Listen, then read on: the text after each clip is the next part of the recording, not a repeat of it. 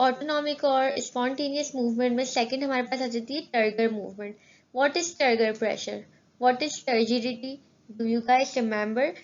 ये चैप्टर 1 में भी हमने डिस्कस किया था, चैप्टर 2 में भी अभी हम ऊपर डिस्कस करके आए, एंड अगेन हम टर्गर का जिक्र कर रहे हैं. What is turgor movement? Movement that occurs due to the change in turgidity and size of cell as a result of loss or gain of water is called turgor movement. ठीक है, water जब plant के अंदर आता है, leaves ने water लिया, उसका साइज इंक्रीज हुआ जिसकी वजह से उसकी मूवमेंट हुई. ठीक है, जैसे लीव्स मैंने आपको पहले ही बताया था कि लीव्स जो है वो नीचे या ऊपर की जाने मूव क्यों नहीं करता, टर्गर प्रेशर की वजह से टर्जिडिटी कायम हो जाती है जिसकी वजह से लीव्स क्या हो जाते हैं, रिजिड हो जाते हैं, टफ्ट हो जाते हैं, तो वो इरेक्ट ही रहते हैं. इसी तरह से अगर लोअर प्लांट्स तो उनकी स्टेम उसमें भी क्या होता है, टर्गर प्रेशर डेवलप होता है जिसकी वजह से उनका शेप मेंटेन रहता है. तो उसकी वजह से जब वाटर आया तो उनका साइज बड़ा हो गया, वो फर्म हो गया. जब वाटर गया तो वो दोबारा से साइज उनका रिड्यूस हो जाएगा और वो विल्ट हो जाएंगे. ये क्या कहलाता है, turgor movement due to the turgor pressure. इसके बाद हमारे पास सेकंड आ जाती है paratonic or induce movement. What is paratonic or induce movement? Movement which occur due to the external stimuli is called as paratonic or induce movement. External stimuli that cause this movement may be light, temperature, water, chemical etcetera. Stimulus क्या था, आपको याद होगा मैंने आपको सबसे पहले slide में यही बताया था कि स्टिमुलस क्या होता है, जिसकी वजह से any change in the environment. ठीक है, what is stimulus? Any change in the environment. तो वो मूवमेंट जो किसी एक्सटर्नल स्टिमुलाई की वजह से हो वो क्या कहलाती है, paratonic or induce movement. External मतलब बॉडी के आउटसाइड से. ठीक है, इन्वायरमेंटल फैक्टर्स आ जाते हैं इसमें हमारे पास, जैसे कि light, temperature, water and chemicals. अब type of paratonic or induce movement हमारे पास आ जाती है, दो तरह की होती है, tropic directional movement, nastic and non directional movement. ठीक है, ट्रॉपिक और directional, non tropic, non directional और नास्टिक मूवमेंट. ट्रॉपिक की फर्दर सब टाइप्स आ जाती हैं, फोटोट्रॉपिज्म, जियोट्रॉपिज्म, कीमोट्रॉपिज्म, हाइड्रोट्रॉपिज्म और थिग्मोट्रॉपिज्म. एंड नास्टिक की हमारे पास 5 मोर टाइप्स आ जाती हैं, फोटोनास्टिक, थर्मोनास्टिक, सीस्मोनास्टिक, नेस्टिनास्टिक एंड हेप्टोनास्टिक. तो पहले हम डिस्कस कर रहे थे टॉपिक और डायरेक्शनल मूवमेंट.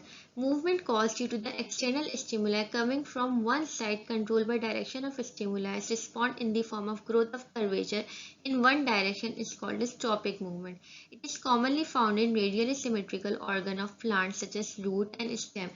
ट्रॉपिक मूवमेंट क्या होती है, डायरेक्शनल मूवमेंट होती है.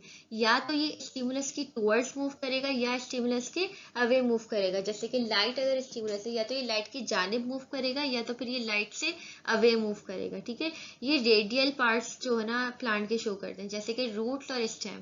ट्रॉपिक या डायरेक्शनल मूवमेंट रूट्स और शूट्स शो करते हैं. अब इसकी टाइप्स आ जाती है. सबसे पहले है phototropism. It is the curvature movement that takes place when plant is expose to light coming only from one direction. देखिए, फोटो मीन्स लाइट, ट्रॉपिज्म मतलब मूवमेंट. तो ये मूवमेंट जो है लाइट की वजह से होगी. इसमें एक्सटर्नल स्टिमुलस क्या है, लाइट है. किसी भी एक जानिब से लाइट आ रही है. ठीक है, किसी भी जानिब से लाइट आ रही है तो अब उसमें क्या होते हैं, दो तरह की चीजें होती हैं. एक होती है फोटो पॉजिटिव फोटोट्रॉपिज्म और दूसरा होता है नेगेटिव फोटोट्रॉपिज्म. पॉजिटिव क्या होता है, जो लाइट की तरफ मूव करेगा ना प्लांट का पार्ट, वो होगा पॉजिटिव फोटोट्रॉपिज्म. जो लाइट के अवे मूव करेगा वो होगा नेगेटिव फोटोट्रॉपिज्म. तो आप खुद कॉमन सेंस यूज करें कि जब प्लांट ग्रो करता है तो स्टेम जो है वो लाइट की तरफ मूव करती है तो वो पॉजिटिव होगा. रूट्स जो है वो डाउनवर्ड मूव करती हैं. ठीक है, रूट्स हमेशा नीचे की जानिब ग्रो करती हैं, तो रूट्स किसके एग्जाम्पल में आ जाएगा, नेगेटिव फोटोट्रॉपिज्म. पढ़ लेते हैं. If this curvature movement is towards the source of light is called positive and negative. If curvature movement is away from the source of light, it's called negative phototropism. Phototropic curvature is due to the light effect on the distribution of oxygen. और इसमें हमारे पास external stimuli तो external stimulus तो हमारे पास light है, लेकिन internal stimulus कौन होता है, ऑक्सीजन होता है.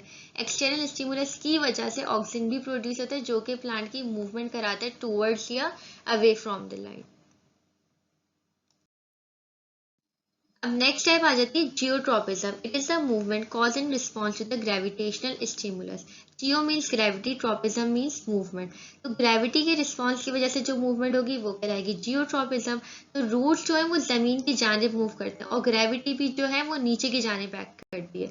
तो रूट्स जो होंगी वो पॉजिटिव जियोट्रॉपिज्म होंगी एंड जो शूट्स होंगी या स्टेम्स जो होंगी वो क्या होंगी, नेगेटिव जियोट्रॉपिज्म।